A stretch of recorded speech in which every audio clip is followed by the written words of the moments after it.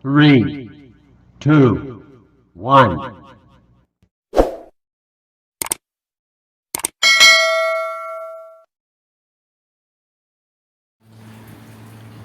Hello guys! Welcome back to my channel. Ayan, matagal tayong hindi nakapag-vlog. Pero ngayon guys, nagluto ako gumawa pala ako ng kinilaw na tuna. So, yung ingredients is, syempre, yung sili, and ginger, and onion, and, so, mayroon na rin yan salt, and, ipipiga lang natin yung sili para mas maganda kasi yan pag manghang. Ayan. So, mamaya lalagyan natin ng kalamansi yan. Hindi ko alam nasaan na yung kalamansi ko.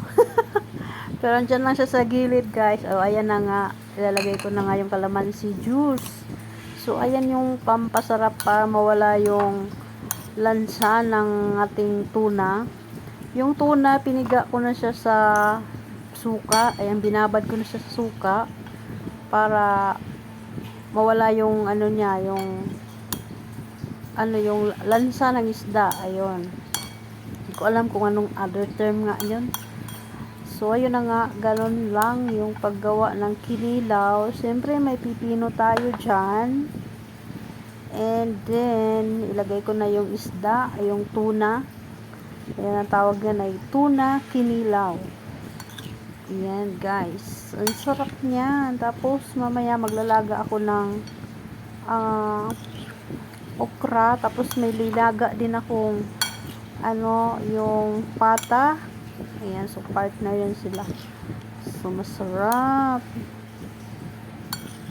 So, nilagyan ko na rin yan ng asin, guys. Yung inano ko kanina. Tapos, siyempre, mayroong ajinomoto.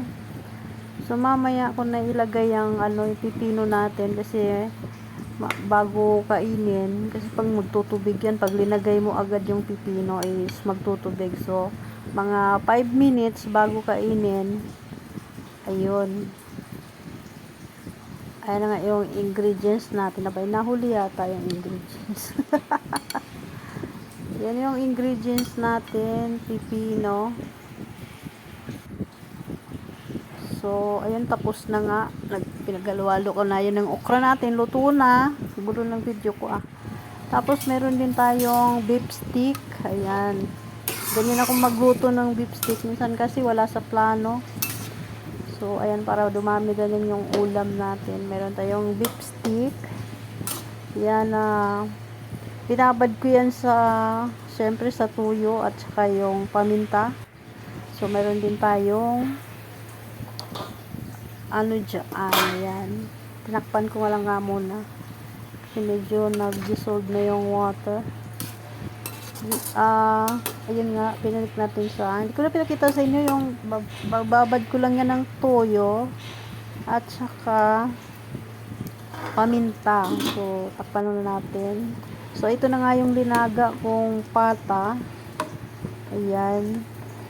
Linagay ko na yung Baguio beans. Siyempre, nauna na kanina yung mais. Ayan. So, almost done na siya. Tapos, lagyan ko din siya ng manghang yung siling labuyo. Ay, sili pang sigang. Ayan, guys. Tapos, pamintang buo. Siyempre, salt and para masarap. Salt and ajinomoto. So, linaga ko na yan ng almost 1 hour. So, yan na yung ating sabaw. Tapos, mamaya, ilalagay na natin yung pechay bagyo. So, mga 5 minutes bago man. So, yun lang guys. Bye-bye. So, ito na nga yung mga naluto ko guys. Yung okra at saka yung beef stick natin. At saka kinilaw. Yan lang.